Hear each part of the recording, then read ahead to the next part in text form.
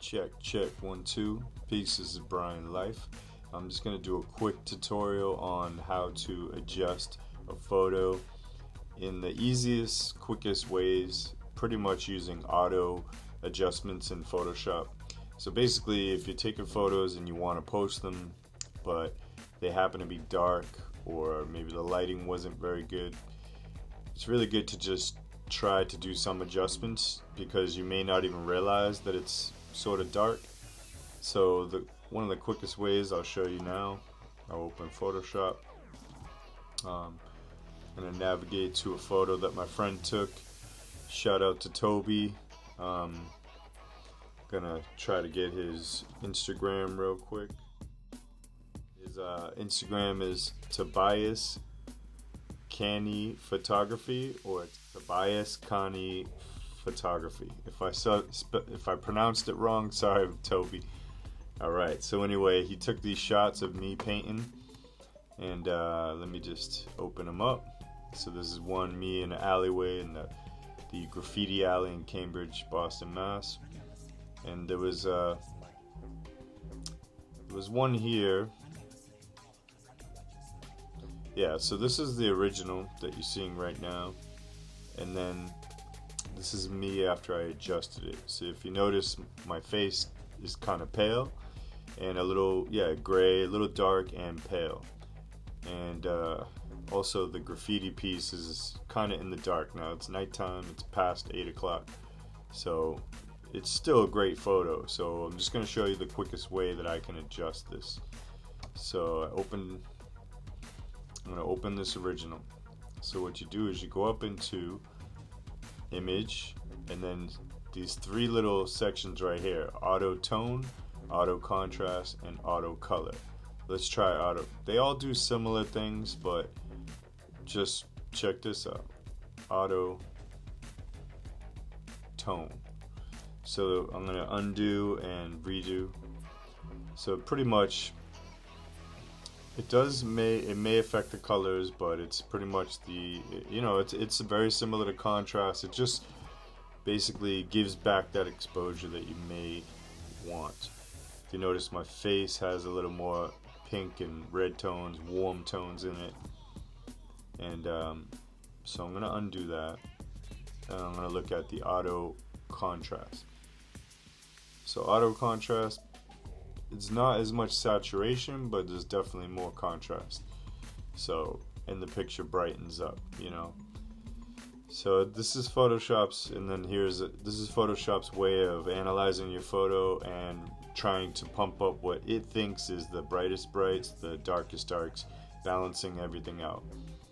So this is auto color, you see. Now sometimes auto color does move it over to the warm side or the cool side. It depends on the photo. This has a lot of colors going on in this photo, so it's a little bit hard to kind of tell. So before, after. So this is just easy ways. Now what I like to do though is, after I do, like, let's say auto tone, right? If right after, before you make any other moves, after you did that, you go to edit, you'll see this fade. Fade is on any filter you use. In edit, there's always a fade from 100% to 50. So right now, it gives you this option. So this is the original, and then I can, if I thought it was too much, I'll pick somewhere in the middle. Like that's all the way 100%. The middle is cool. But this photo, since it's taken at night, you really do need a lot.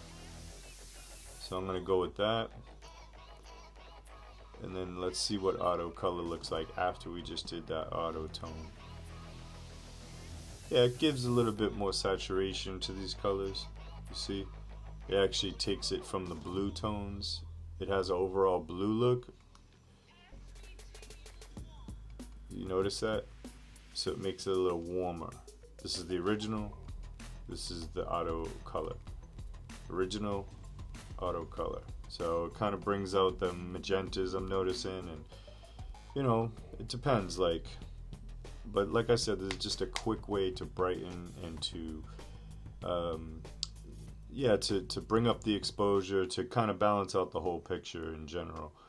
And Obviously there's image adjustments is the proper way to go in there and actually get into levels.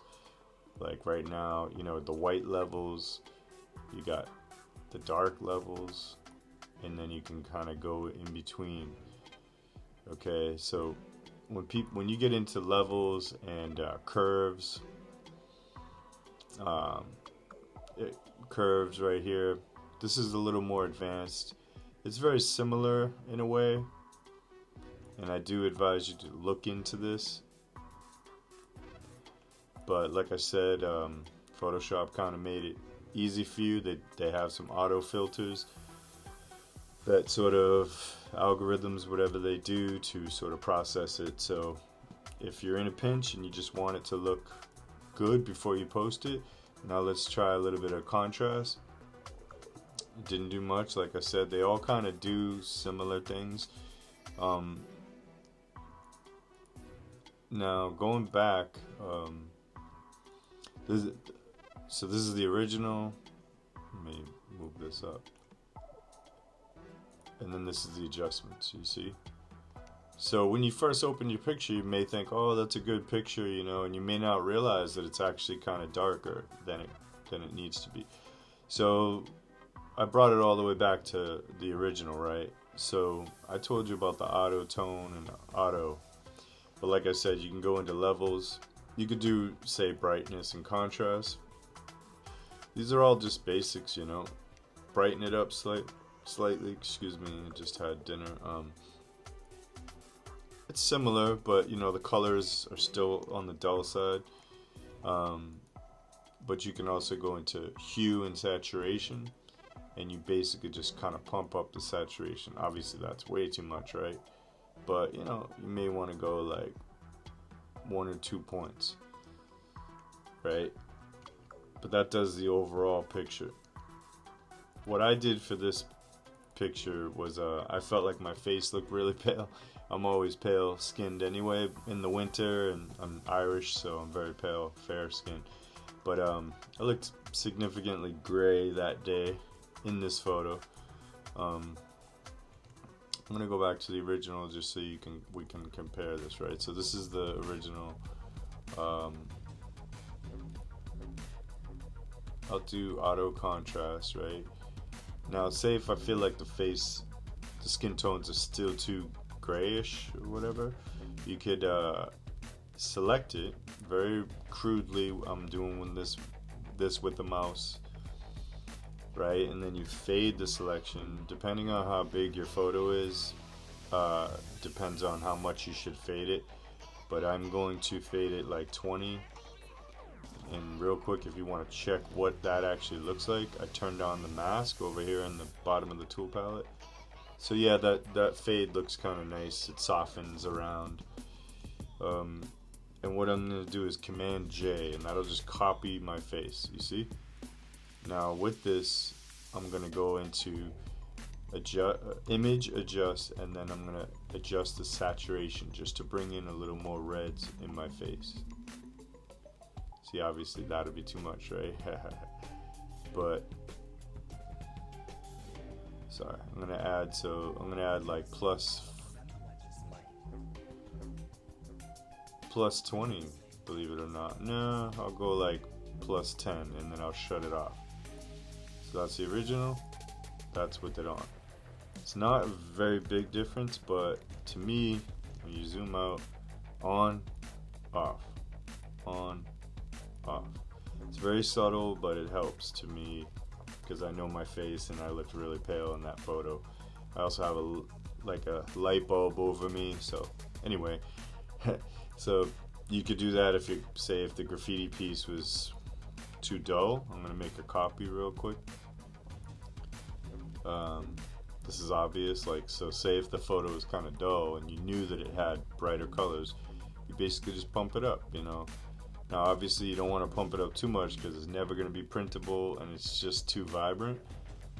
It depends on if you want it to be that funky and colorful, but you could just always add a little saturation to photos just to kind of help them out, especially nighttime photos. So that's about it. I went a little further into some of the adjustments, but the main things I wanted to show you was image. Let me go back. So image, and then these three different autos. All right, and don't forget to edit, fade, auto. So, for instance, you could fade anything. So if you made a blur, like a really big, like I'm gonna blur out these letters, right? I'm gonna do filter, blur, Gaussian blur, really like a lot, 100% or whatever. It wasn't a lot, but it's pretty blurred. Okay, you just go into edit, and then you'll see fade, Gaussian blur, and that basically goes from 0 all the way to 100, and then you got the 50% mark and stuff. So that's a way that you can adjust your adjustments by using edit, fade. I use it all the time. So yeah, that's about it. Peace.